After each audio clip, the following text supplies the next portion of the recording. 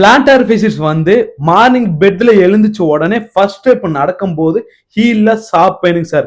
காலையில பெட்ல எழுந்துச்ச உடனே இயர்லி மார்னிங் ஹீல்ல ரொம்ப பெயின் அதிகமா இருக்கு சார்.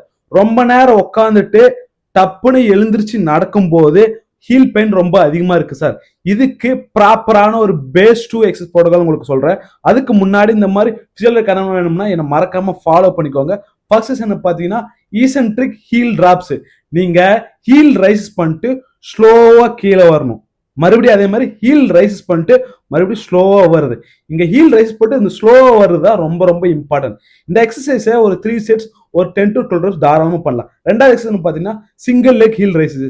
நீங்க சிங்கிள் லெக்ல ஹீல் ரைசஸ் ஓகேங்களா, அதுவும் அதே மாதிரி ஒரு 3 செட்ஸ் ஒரு 10 to 12 reps தாராளமா பண்ணலாம். மூணாவது எக்ஸசைஸ் பாத்தீங்கன்னா சீட்டட் பொசிஷன்ல உட்காந்துக்கிட்டு டோ ரைசஸ் பண்ணணும். நல்ல டோ ரைசஸ் ஃபுல் மூவ்மெண்ட் வர மாதிரி நல்லா பண்ணணும். அப்பதான் உங்களோட ஆங்கிள் மசில் ஃபுல்லா ஸ்ட்ரென்தனிங் நம்ம கவர் பண்ண முடியும்.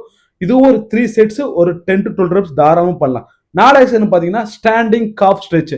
நீங்க அந்த எக்ஸசைஸை நீங்க ஒரு வால் சப்போர்ட்டோட நல்லா ஸ்டாண்டிங்ல காஃப் மசில நல்லா ஸ்ட்ரெச்சிங் பண்ணணும்.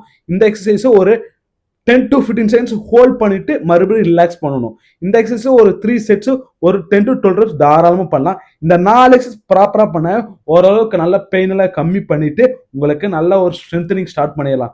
அடுத்தது நீங்க பேஸ் 3 எக்ஸசைஸ் ப்ரோட்டோகால் தாராளமா போகலாம். இந்த மாதிரி பிளான்டார் ஃபேசிஸ் பேஷனுக்கு ஒரு ப்ராப்பரான ஒரு ரீகேப் ப்ரோட்டோகால் வேணும்னா நீங்க ஹீல் பெயின் கமெண்ட் பண்ணுங்க. எல்லா எக்ஸசைஸ் ப்ரோட்டோகாலும் நான் உங்களுக்கு டிஎம் பண்றேன். மறக்காம இந்த ரீல உங்க ஃப்ரெண்ட்ஸ் ஃபேமிலி ஷேர் பண்ணுங்க. ரொம்ப நன்றி.